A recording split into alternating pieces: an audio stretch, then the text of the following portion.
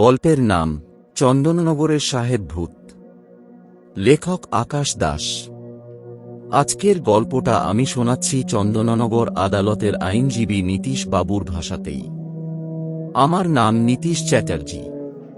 পেশায় আমি একজন আইনজীবী, আর আমার কর্মস্থল চন্দননগর আদালত। আজ যে ঘটনাটা আপনাদের বলবো, সেটা কোনো গল্প নয়। এটা আমি নিজের চোখে দেখা এক ভয়ঙ্কর সত্য, ইতিহাসের অন্ধকার। এই কোর্ট বিল্ডিংটা শুধু পুরনো নয়, এটার ভিতরে লুকিয়ে আছে একটা অভিশাপ। অনেক বছর আগে এখানে বসতেন এক ফরাসি সাহেব, যার নাম ছিল স্যার উইলিয়াম সাইমন। লোকটা ছিল নিষ্ঠুরতার আরেক নাম। বিপ্লবীদের ফাঁসি দেওয়া তো তার কাছে সাধারণ ব্যাপার ছিল, কিন্তু আসল ভয়ঙ্কর দিকটা ছিল তার রাতের কাজ। রাত হলেই গ্রামের ঘর থেকে তুলে আনা হতো মহিলাদের আর ছোট ছোট শিশু মেয়েদের। এজলাসের এই ঘরেই চলত তাদের ওপর অকথ্য নির্যাতন, আর পরদিন সকালে তাদের মৃতদেহ গঙ্গার ধারে পাওয়া যেত। কেউ প্রতিবাদ করতে পারত না, কারণ বিচারক নিজেই ছিল দানব। এরপর নীতিশ বাবুর জীবনে এলো সেই রাত, যা আমার জীবন বদলে দেয়। দিনটা ছিল মঙ্গলবার। একটা গুরুত্বপূর্ণ কেসের ফাইল তৈরি করতে করতে আমি দেরি করে ফেলেছিলাম। ঘড়িতে তখন রাত 11:15। পুরো কোর্ট তখন ফাঁকা, শুধু দূরে একটা দারোয়ান, আর চারদিকে ভয়ঙ্কর নীরবতা। আমি এজলাসে একা বসে কাজ করছিলাম।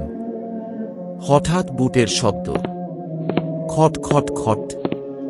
কেউ যেন হাঁটছে। আমি মাথা তুলে তাকালাম, কেউ নেই। আবার কাজে মন দিলাম, কিন্তু এবার খুবই কাছ থেকে শব্দ ভেসে এলো, বাঁচাও, আমাদের বাঁচাও। একটা মেয়ের কাঁপা গলা। আমার হাত থেকে কলম পড়ে গেল। অনেকগুলো মহিলার চিৎকারের শব্দ আর কান্নার শব্দ। ধীরে ধীরে পুরো এজলাসটা ভরে গেল চাপা কান্নায়। একটা না, দুটো না, একসাথে অনেকগুলো মেয়ের কান্না। আমাদের বাঁচাও, আমাদের বাঁচাও, ওকে থামাও। আমার বুক ধড়ফড় করতে লাগল। হঠাৎ দেখলাম দেয়ালের ওপর দিয়ে লালচে দাগ গড়িয়ে পড়ছে। ওটা রক্ত। সে ফিরে এসেছে।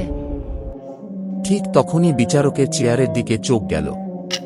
চেয়ারটা নিজে থেকেই একটু একটু করে ঘুরতে লাগল, আর তারপর একটা ঠান্ডা কর্কশ গলা বলছে, অর্ডার, অর্ডার। আমার শরীর জমে গেল। চেয়ারে বসে আছে একটা মানুষ।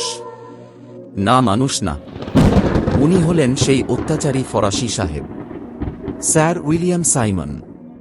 তার সেদিনের সেই ভয়ঙ্কর আসল রূপ।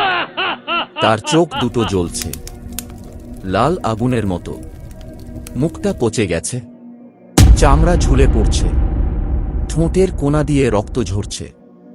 সে ধীরে ধীরে উঠে দাঁড়ালো, আমার দিকে তাকিয়ে বলল, Can you see me?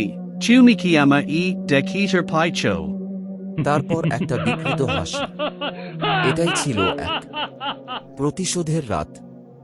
হঠাৎই ঘরের ভেতর ঠান্ডা হাওয়া বইতে লাগল। লাইট নিভে গেল, আর অন্ধকারের মধ্যে আমি দেখলাম অনেকগুলো ছায়া। মহিলা, ছোট ছোট মেয়েরা, তাদের চোখে আগুন, মুখে যন্ত্রণা। তারা সবাই একসাথে বলল, সাহেব, আজ তোর বিচার হবে।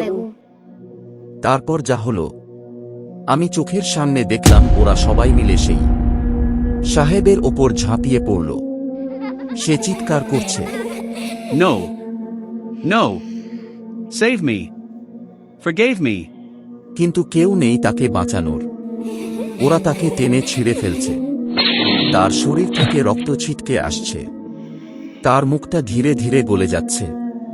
সে চিৎকার করছে, Save me. Save me. I plead my guilty. Please. Forgave me. অজ্ঞান হওয়ার আগে শেষবার আমি যা শুনেছিলাম একটা মেয়ের গলা। নেয় অবশেষে ন্যায়। কি শান্তি, কি শাস্তি! তারপর সব অন্ধকার। পরের দিন সকালে দারোয়ান আমাকে অজ্ঞান অবস্থায় পায়। আমি কয়েক ঘন্টা পর জ্ঞান ফিরে পাই। কিন্তু সেই দিন থেকে আমি আর কখনো একা ওই এজলাসে যাই না। আজও গভীর রাতে চন্দননগর আদালতের ওই ঘর থেকে শোনা যায় মেয়েদের কান্না আর এক সাহেবের চিৎকার, Save me. কারণ বিচার এখনো শেষ হয়নি। Forgive me. পরিশেষে একটা কথাই বলবো, এখনো কিছু কিছু বহু পুরানো বিল্ডিং আছে যেখানে দিনের বেলায় গেলেও আমাদের গা ছম ছম করে ওঠে, আর রাতের বেলায় গেলে তো আর কথাই নেই। সেখান থেকে বেঁচে ফিরে আসবো তার কোনো নিশ্চয়তা নেই। যেমন রাতের কলকাতা ন্যাশনাল লাইব্রেরি, মহাকরণ, রাজভবন ইত্যাদি। বন্ধুরা, আমার গল্পগুলি তোমাদের কেমন লাগছে কমেন্টস করে জানিও। আর নতুনদের বলবো আমাদের এই চ্যানেলটি সাবস্ক্রাইব করে নিতে, যাতে নতুন নতুন গল্প এলে তোমরা সবার আগে নোটিফিকেশন পাও। আর গল্পগুলো ভালো লাগলে লাইক করো। ধন্যবাদ।